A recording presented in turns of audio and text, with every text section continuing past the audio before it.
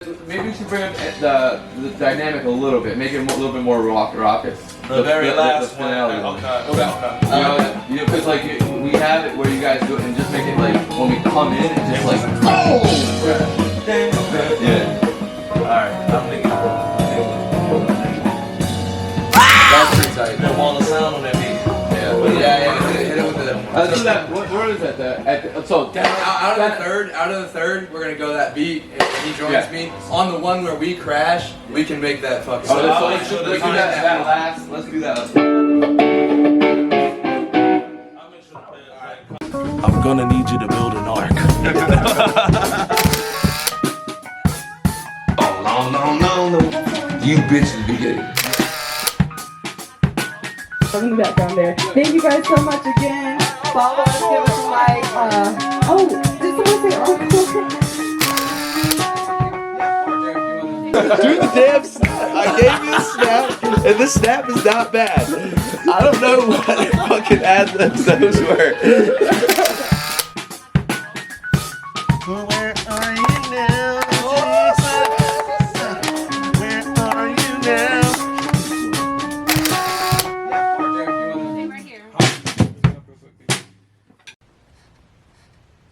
I've been playing guitar for since I was 20.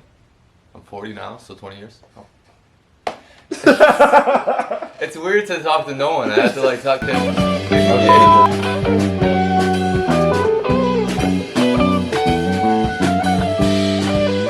WhoIAre, what it means to me. Come up to somebody and say, you know who I are.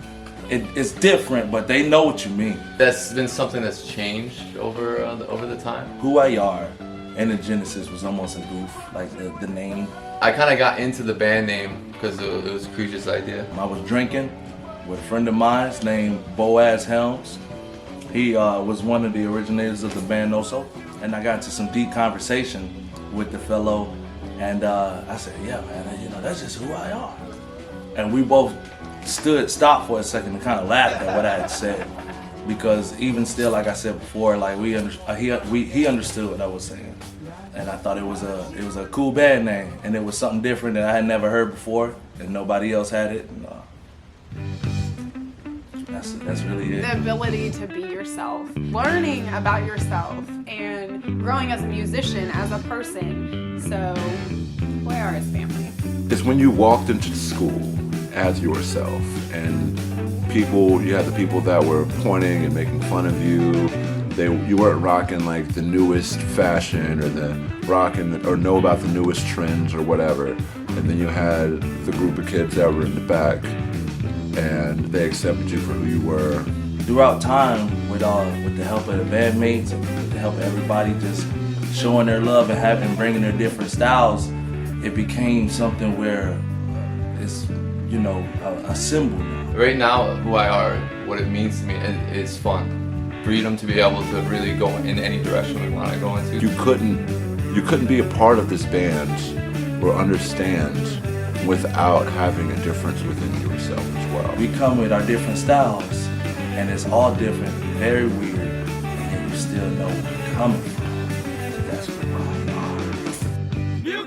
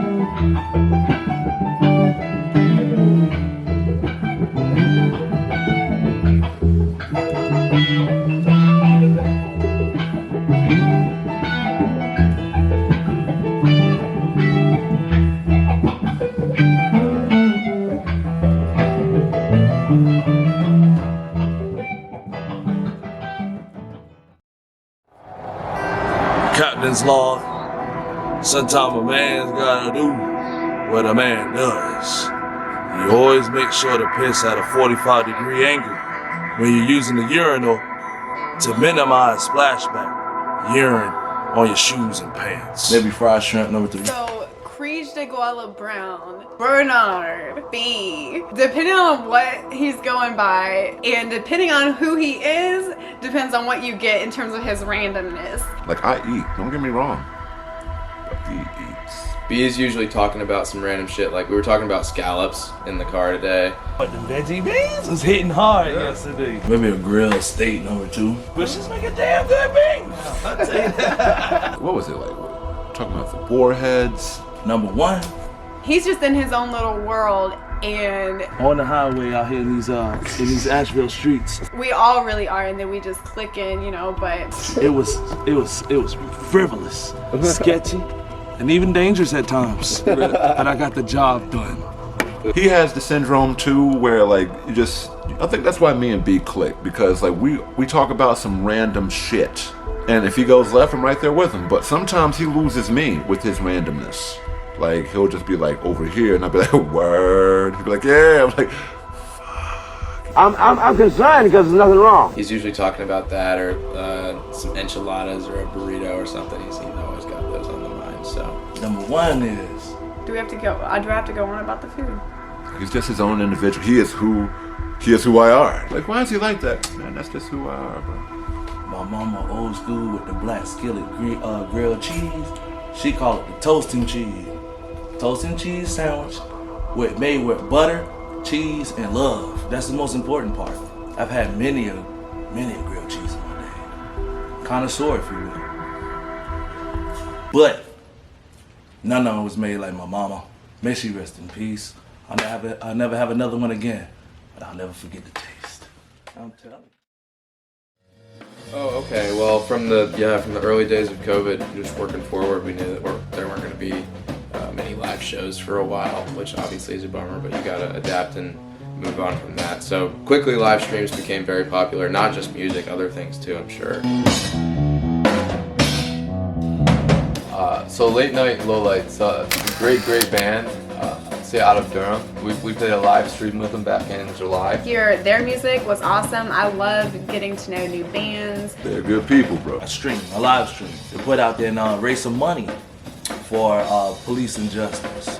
Want to raise awareness for. You could tell that they went far into detail for their writing. Miyazaki movie where you crawl through an enchanted forest and come out to a beautiful meadow stuffed with greenery and beautiful pretty flowers everywhere, and something that looks like butterflies but aren't quite butterflies, and you don't know what they are because it's a Miyazaki movie and not everything is explained. They were nice enough to invite us in their house. We even bought pizza and everything. Their style, their energy, their vibe. Hung out with them for the whole day. Dance for justice. Damn right. Raised a lot of money too. That was a fun gig. I love their sound and that music. So that was the first time we got out, really the first time we played as a unit we were at that time. And to play with them, it made it even better because they're so different than we are.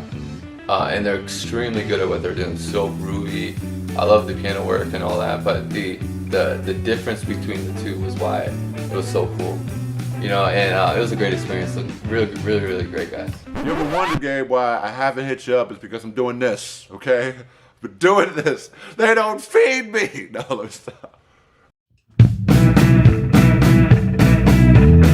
So like we were all coming from Raleigh. Everybody left around the same time, early in the morning, around 10:30 in the morning, and we drove to Asheville 4 hours.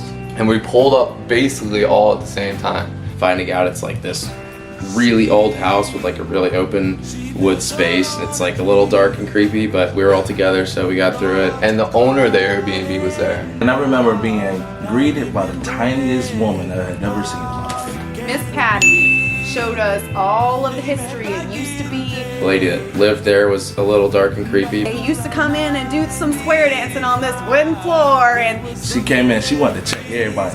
She asked the question, who is that? Who is this? I almost had a panic attack because she saw all of these characters walking to the house at the same time.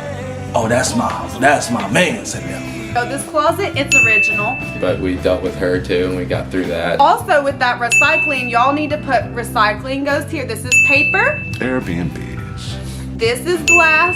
This is cans. And I've written it in links what you need to do. But you guys got this. So finally she piped down.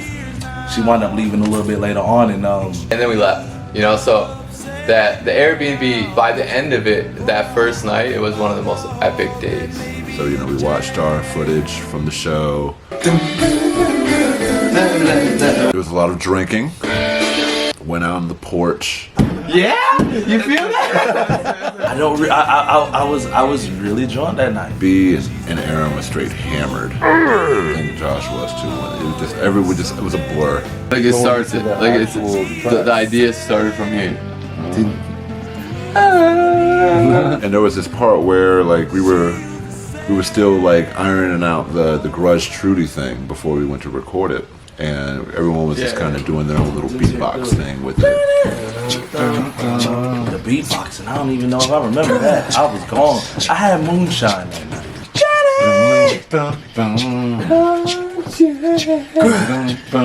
gotta do that. So you know I was loose that night. I might have been rapping. Is that the case? And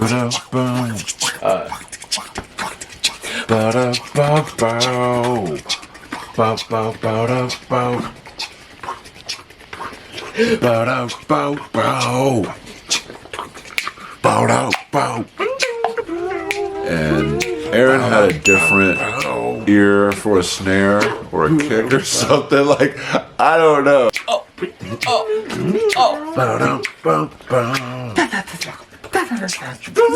Like Josh started ragging on it. It was fucking hilarious. Do the damn snap. I gave you the snap, and the snap is not bad. I don't know what fucking ad-libs those were. You never talked about the snap. I didn't know anything about the snap. At this point, I'm just like trying to catch up, bro. You know about the snap. These rhythmic people are doing weird things that are yet to comprehend. What are these fucking rhythmic people doing? Bring me back to my music theory. Bring me back to my minors and suspended chords. But yeah, the Airbnb was dope. Good people, you know.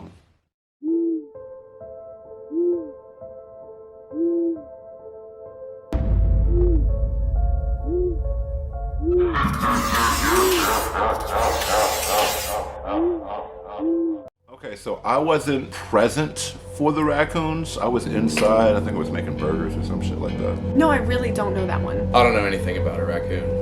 Raccoons. It is important to say plural raccoons. I remember a raccoon trying to attack me outside. B was out on the porch having a cigarette, and I think he had a close encounter with one of these raccoons. I know of it. It was a second hand. I had the baby there. B just runs in like, raccoon ran up on me. I go out front and we don't see a raccoon. He followed us to the back of the house. Sure enough, there was a fucking raccoon. It was just sitting there. He was like, he was just sitting there waiting. Caught us slipping. Hopping in the grass. So all animals like that will really kind of like put them down a deep hole. And it's a recurring theme through the next 2 nights of either raccoon spottings or raccoon harassment. The truth of the matter is that the lady that rented out the Airbnb had been feeding the raccoons, so they thought that we were going to give them food. No. B didn't know that either. Raccoons.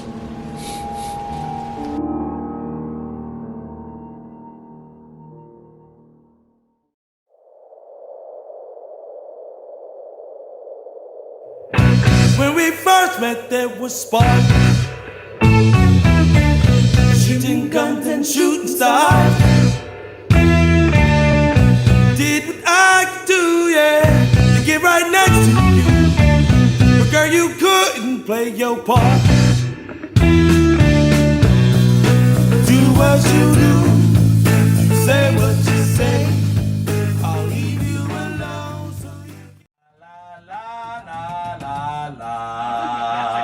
A whole bunch of chicks at the same time. 1 2 1 2 1 2 check. Hello, salutations. My experience with the Asheville gig was incredible. It was our first gig since the pandemic.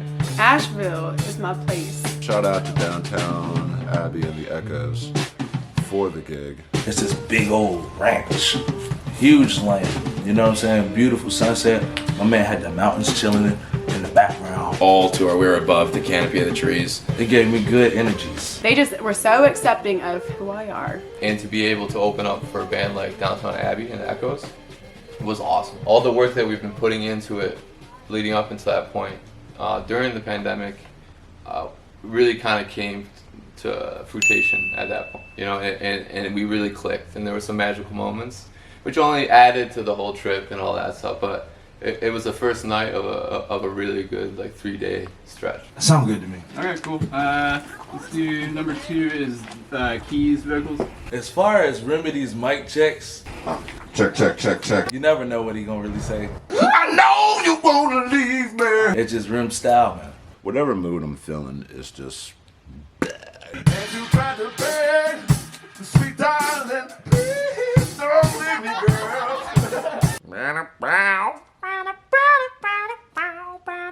We gonna bust it out. It's fresh off the press. I'm telling you, the ink still ain't dry.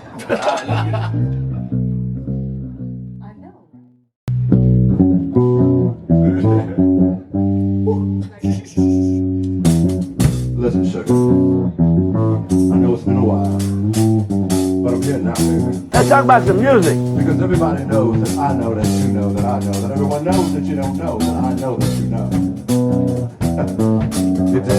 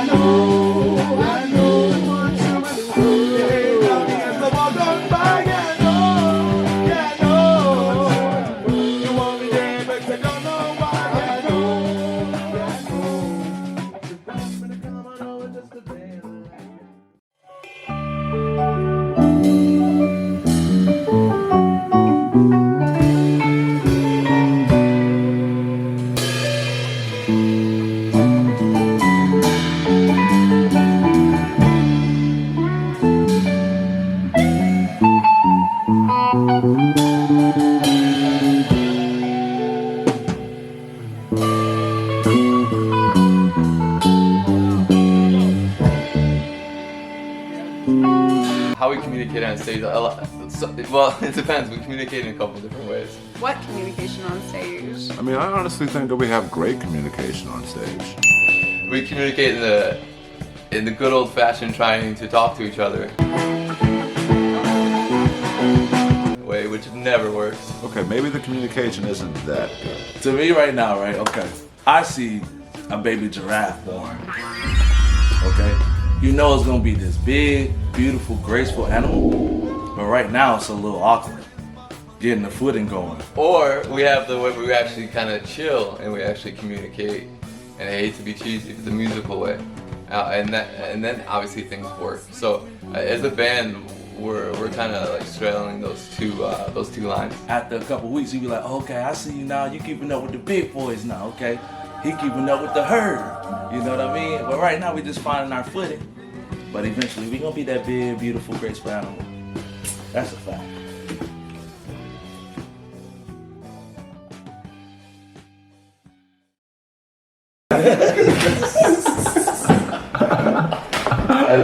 I love the got fired from my job today. That's the best.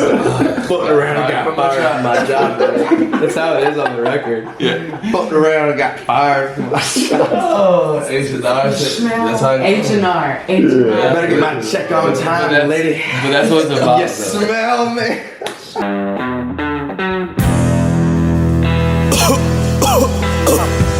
Fucked around and got fired from my job today. H&R lady deemed me dangerous for myself and others around me. I told her, you better make sure you have my check on time, lady. Oh, I'm gonna mess around and be a real danger. You smell me? There's not much to say about it. Cigarette Jones, Mr. Jones. I don't know anything about Cigarette Jones. He is so great. I tell you what, I wouldn't want another agent working for him. You're trying to get me killed. A fun guy. I mean, it's different because I'm a girl. Like the guys, the way that they are with him, it's a little different. There's that alpha pushing through. I got his business card one time. Found it inside of a telephone booth. It was one of the last telephone booths they had before they ripped them all down. So I walk inside, I'm like, okay, call Cigarette Jones if you need a favor. Some phone number. I'm like, all right, cool. I talked to the guy and he was pretty chill, man. He was a pretty chill guy from what I saw at first in him. I told him, hey man, you know, we got this little band thing going on. We need to promote him. I heard he had Alone from night to night you find me. He caught an attitude instantly. How you get this number? I ain't gave out business cards in years. I said, hold on, you know what I'm saying? Chill. We wound up talking to him. The band wound up speaking on it collectively. And we said, okay, we're gonna make this guy our booking agent for a while. You know, we got a little small contract with the guy. And I don't know, man. It's been it's been ups and downs to say the least, you know. But I don't know, man. Aaron tells me he calls him all the time and the guy doesn't answer his phone calls. Like, I don't know why. Everybody else in the band tries to call him. He'll curse me out and expect me to relay the message to everybody else. It's pretty weird. It's pretty weird. However, man, he is a good money man. He's got a lot of warrants in different states. So he can never show it to the gigs.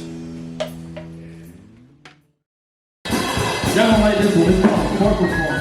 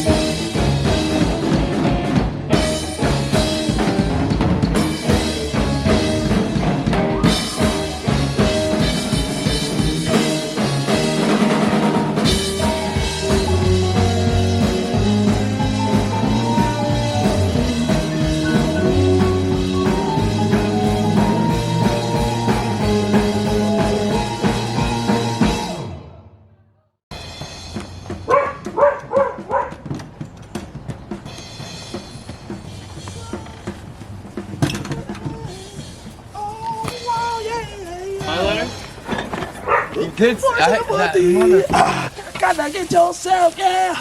Something good to eat. Anthony was the first producer I've worked with that I thought really had the best handle of the technology. You know, a little pathway down his backyard, Anthony Dorian. You know, the board that he's playing with, the communication between rooms, where he's on your headphones and all that. That kind of stuff was different. Like a lot of other producers, it was more of the musical aspect they were talking to you about and suggestions there, and that was like their main input. But this guy was more listening to us and whatever we wanted. It was incredible. There's things that Aaron did not know were possible. Watching him move and mix and level out things. Anthony is probably one of the chillest dudes you will ever meet.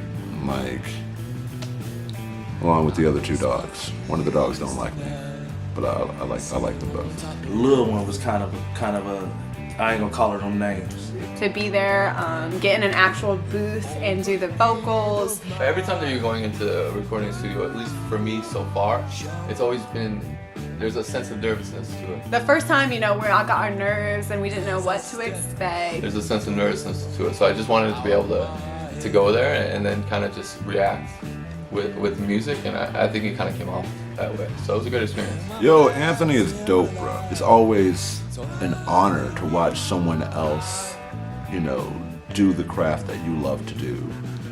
And it just, you always learn something from them. It's an amazing vibe.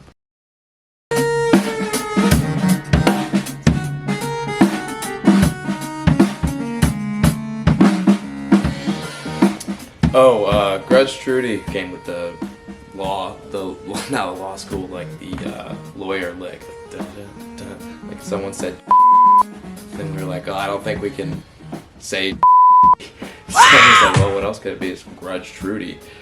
Everyone just accepted it. It was like, all right, sure. We were just killing some time, and then Remedy and Josh were like killing it, and we're like, you know what, let's do this. And that's awesome, because I love when WhoIAre just says, you know what, fuck it, let's just do it. Me and Aaron were outside doing whatever, having a cigarette or whatever, and I just remember Remedy and someone was talking about like the name that we shall not mention, and I was like, word. I was like, I wonder if I can, you know, could play that. So I started messing around with it. Me and Josh were going back and forth. It was just perfect. And then of course this is WhoIAre we're talking about. So we gotta add like our own funk to it. Me and Aaron come back inside, and the two of them were playing it constantly. We want to hop on the train instantly. Everybody just started kind of riffing on it. Like the bass solo was, he just winged it right there. The drum solo in the middle was just like me filling a gap, and everyone just stopped playing at the perfect time. Like that was not planned. The bass solo after that was not planned. So it all just came together maybe in literally the second or third take that we took, and that worked out. A half an hour, 40 minutes later, it becomes a song. It becomes a character. It becomes like an idea. Came in with one take, smashed it, and it's a hit. Spur of the moment stuff sometimes ends up being the best thing that you record, because everybody's super loose about it and you haven't had 4 months to think about your part or what you're gonna play, and then you become tight. So it's super spur of the moment, and more importantly, it just ended up being funny as hell, you know? Then next thing you know, we got a hit, record that shit, put that shit on wax. Let's get it!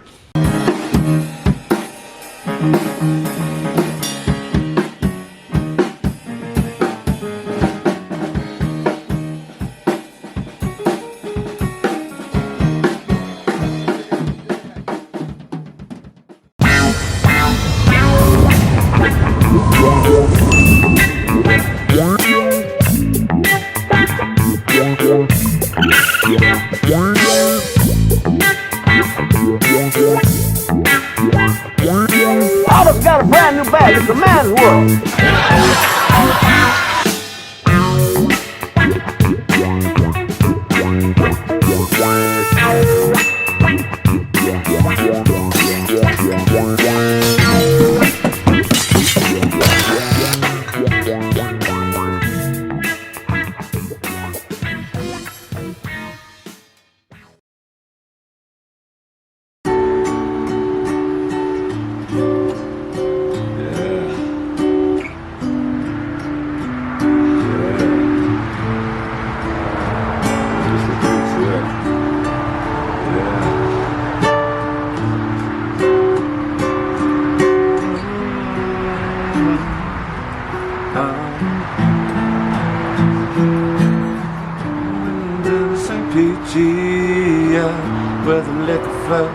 where the living knows all the pain.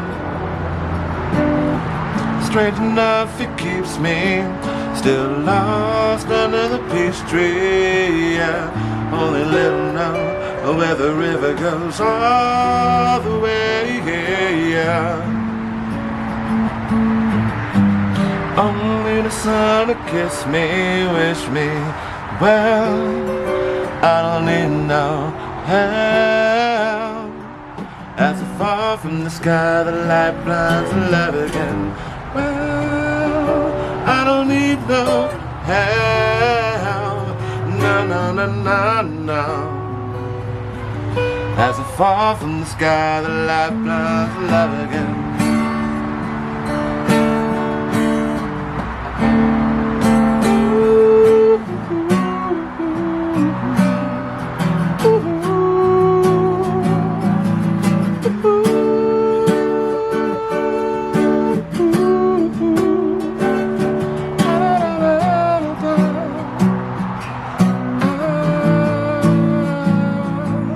I'm going down to St. Peachy, yeah, and I'm coming clean with all the things that I've done before.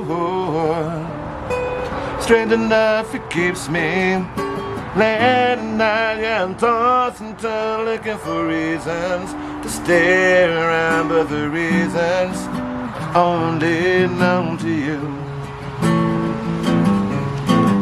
Only the sun to kiss me, wish me well. I don't need your help. As I fall from the sky, the light blind the love again. Well, I don't want to get too loud. That sounds good. That sounds really good.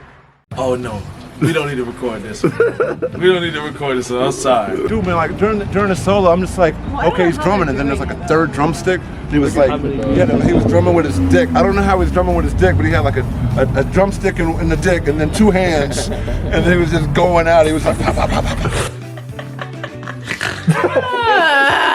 You were just like, Who's got selling drugs out this apartment? And I shoot you in your neck. The noise go blink, oh my god, y'all don't know? It's a grenade launcher. It's a silencer. Everything I need is in here. Can you grab my Can you grab my Chick-fil-A in the front? I got you. You know, at some point, moron. I want you to understand something. I want you all to understand something. At some point, it's gonna click. And you're gonna be like, oh, Aaron, you've been telling me about this for years. Why was I so stupid not to listen to you? Oh, because I thought I had to. Listen, Don Cheadle, man, much respect, bro. I like Don Cheadle. I should have known. Oh my god, let me go have a cigarette.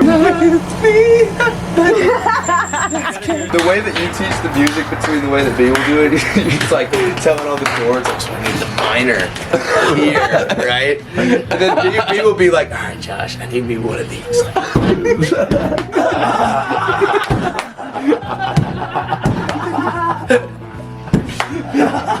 Yeah? You feel that? Yeah, I told this boy, Get out of here. I just want to, oh, it's on Netflix.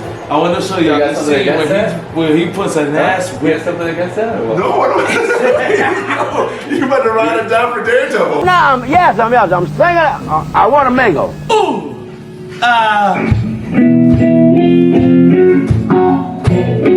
What to say? Take your shit and get out of here. Hey guys, now it's time for solo, but we'll sing just one more song. Thanks for doing your part. You sure are smart, you know, with me and you and his two dogs and Anthony and WhoIAre and Gia. We can do anything that you wanna do. Bye. So long. Catch you later. Bye.